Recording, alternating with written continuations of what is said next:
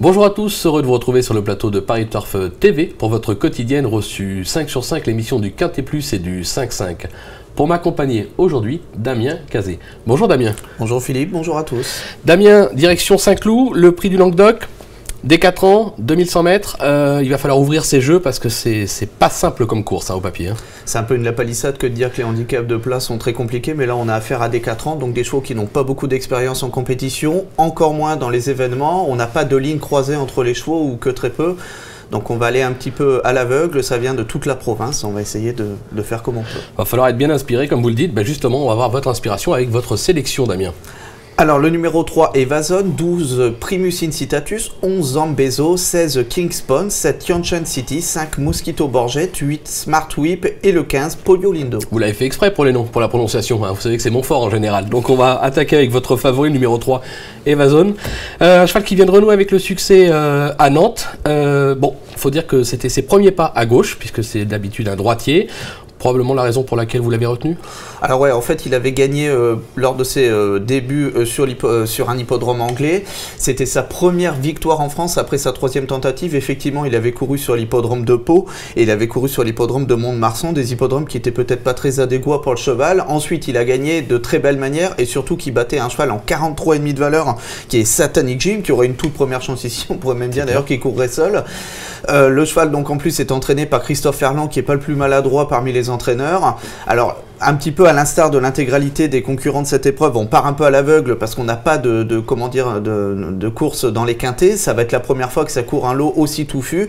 On n'a pas que des certitudes à ce propos, mais en tout cas, je pense que sa valeur 38,5 avant le coup nous laisse penser que ça peut servir de base dans cette épreuve. Eh ben écoutez, on va lui faire confiance et surtout on va vous faire confiance. Vous lui opposez le numéro 12, Primus Incitatus, un cheval qui a montré des moyens lors de ses premières sorties. Il a ensuite connu un petit coup de pompe l'automne dernier. 3 échecs dans les quintés plus 5-5, là, faut vous m'expliquer. Vous avez un truc, vous avez eu son entraîneur au téléphone, vous connaissez le cheval par cœur. Je sais pas s'il faut me faire confiance, là, parce que même moi, j'ai pas confiance en moi concernant Primus Incitatus. Alors, effectivement, il y a 3 échecs dans les événements, en plus des classements à 2 chiffres. Alors, oui, ça porte pas à l'enthousiasme, mais c'est surtout que le cheval, à chaque fois qu'il a eu un échec, le handicapeur lui a retiré 1 kilo et pourtant son entraîneur nous a toujours donné une explication, bon, plus ou moins vaseux, puisque à chaque fois ça s'est pas confirmé par la suite, mais David Smaga, qui est également un entraîneur très adroit, poursuit dans les événements, continue, et après donc le 4e événement là où il va son 4e événement auquel il va participer, ça va être moins 4 kilos. À chaque fois il a perdu 1 kilo, donc au bout d'un moment, David Smaga doit penser probablement comme moi, c'est qu'au bout d'un moment le cheval va devenir compétitif, et comme on nous l'avait vendu lors de sa première participation dans un événement comme un Soleil, le cheval va probablement être compétitif cette fois-ci. On peut pas en être sûr, mais c'est un coup de poker assez marrant. Oui, et puis en plus l'éclipse est passée, donc on va revoir le Soleil de surcroît. David Smaga, Grégory Benoît, l'actuel leader de la Kazakh League, l'As dans les stalles, il y a pas mal d'atouts dans son camp. En 3e position, numéro 11, Zambezo, cheval qui s'est déjà placé à ce niveau. Il vient d'effectuer une bonne rentrée sur le stade d'Auvillers, il faut le retenir. Alors c'est probablement le meilleur cheval de la course. Vous allez me dire, c'est le meilleur cheval de la course et vous le mettez que 3e. Moi, ce qui m'embête, c'est qu'il attend. On a eu un événement sur l'hippodrome de Saint-Cloud jeudi dernier, qui était déjà sur une piste souple, elle devrait être à peu pareil. On attend quelques averses mardi, mais la piste devrait rester souple. Et on a vu qu'il fallait absolument soit avoir un bon numéro dans les stalles, soit être aux avant-postes. On n'avait que des chevaux en dessous du 7 dans les stalles à l'arrivée jeudi dernier. Il y a Scamiche qui a fait l'arrivée, mais qui était venu tout de suite devant. Et Zambezo, le problème, c'est qu'il a beau avoir un bon numéro dans les stalles, c'est qu'il attend. Et il attend souvent loin de la tête. Alors transpercer le peloton sur l'hippodrome de Saint-Cloud en venant de l'arrière-garde, c'est pas évident.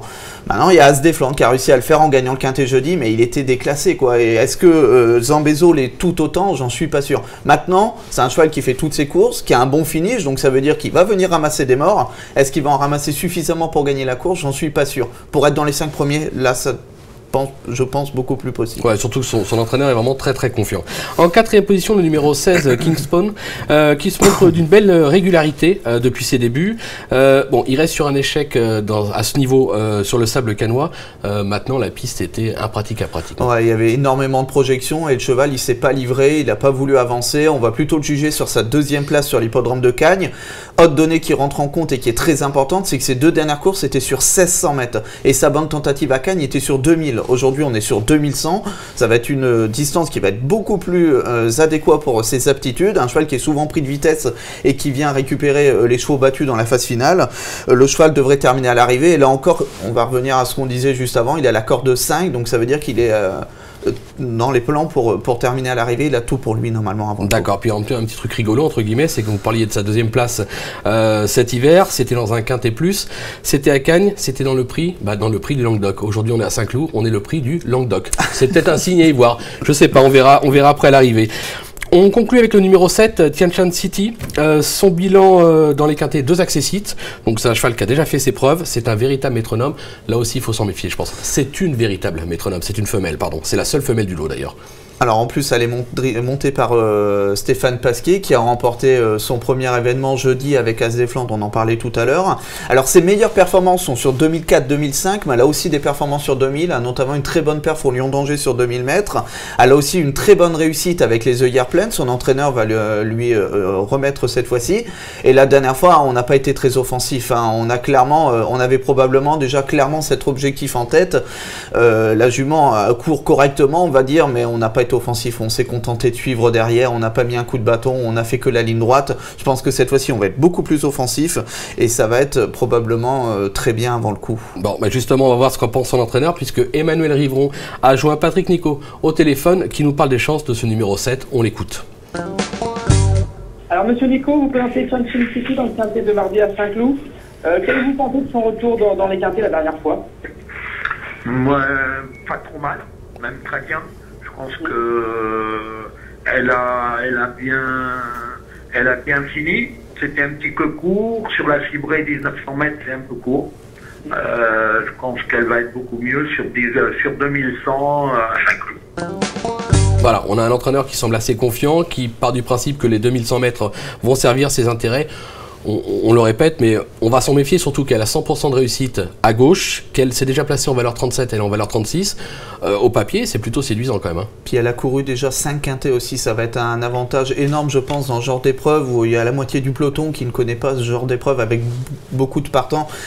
Et tous les aléas que peut comporter ce genre d'épreuve, c'est pas un penalty pour la gagne, mais en tout cas on sent bien dans les propos de son entraîneur qu'elle a été préparée avec minutie dans ce genre d'épreuve, pour cette épreuve en tout cas, et que c'est souvent important pour espérer faire l'arrivée. C'est clair. Bah écoutez Damien, merci pour toutes ces informations. On va se quitter, mais avant de se quitter, je crois que vous nous avez repéré une petite cacahuète dans la Réunion dans la 6e course, non ? Alors ouais, on nous vendait souvent comme un penalty best exit, notamment dans les épreuves quintées. On l'avait vu courir plusieurs fois à Cagnes-sur-Mer. Alors la dernière fois, elle terminait 6e d'un événement. Elle était encore une fois favorite. Et cette fois-ci, le fait qu'elle ait été baissée au poids la met dans la 2e épreuve du handicap. Elle porte le 601, c'est l'entraînement de François Rowe. La montre de Stéphane Pasquier, dont on a fait cas pour le 5-5. Et je pense que cette fois-ci, ça va être sa course et qu'elle ne devrait pas être loin de la vérité. Bon bah voilà. Damien vous a tout dit. Il n'y a plus qu'à passer à la caisse. Merci beaucoup. Moi, je vous retrouve demain sur ce même plateau, ce sera Emmanuel Ballot qui sera à votre place pour un quintet plus 5-5 à Marseille, c'est le GNT. Merci à vous, bon jeu, au revoir. Au revoir.